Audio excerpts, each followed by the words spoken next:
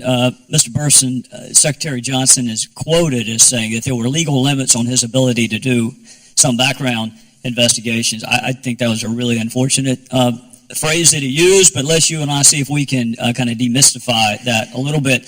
Do you agree that non-citizens who are not in the United States are not afforded any protections under the Fourth Amendment?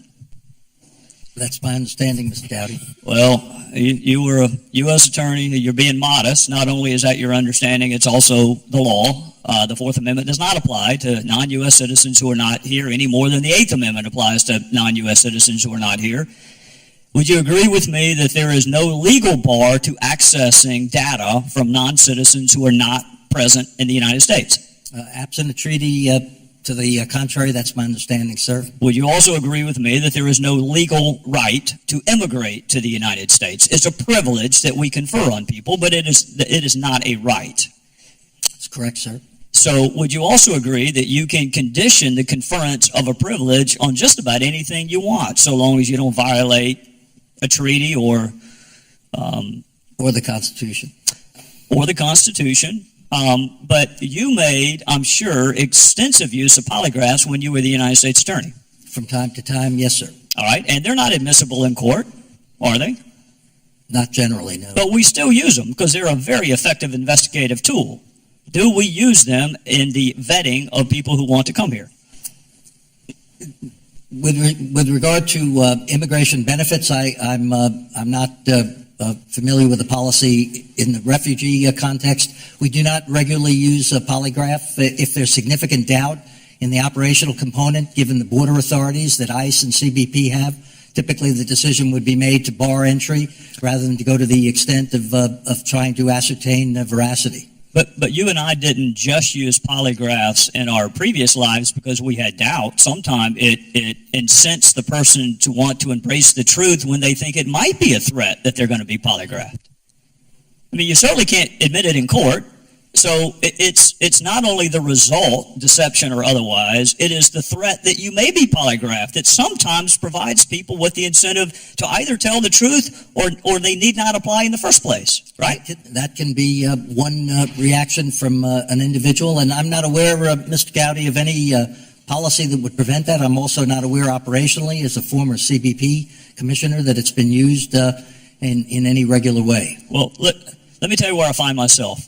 I just listened to Ben Rhodes give a series of words like extensive, thorough, careful. I have heard tough. I have heard multiple, all in connection with the word vetting. It's all amplified the word vetting.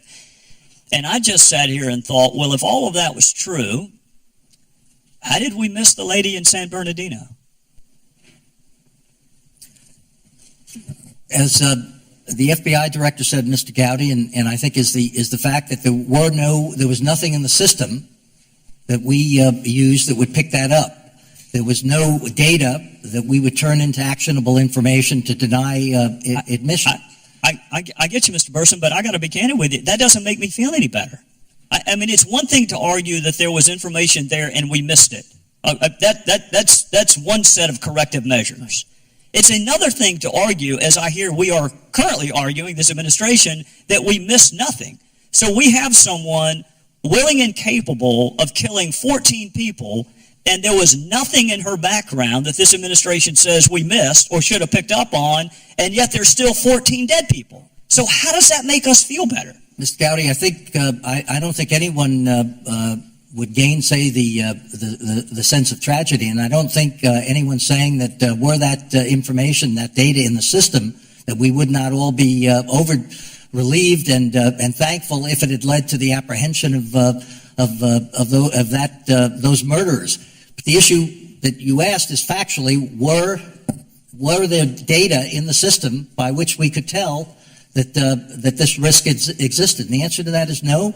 I think the inquiry that's being made here today is a valid one, as Director Rodriguez suggests, and that we need to actually look at this hard and long in terms of the utilization of means. I will say that there is no secret policy in DHS against the use of social media, and there is nothing in the privacy policy that would bar it for screening purposes. Well, it couldn't be because it doesn't apply to non-U.S. citizens. I'm out of time. I just want to tell you the dichotomy as I see it.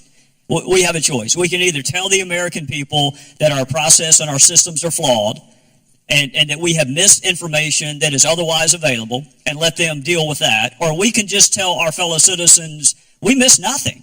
We did everything we were supposed to do, and there's still 14 funerals in California, so you just need to get used to the risk. Neither one of those is acceptable, I would argue to you. Mr. Gowdy, I've not heard anyone who was involved in law enforcement or in the Homeland Security enterprise that wouldn't say that we need to strengthen our systems. We've been doing that continuously for the 14.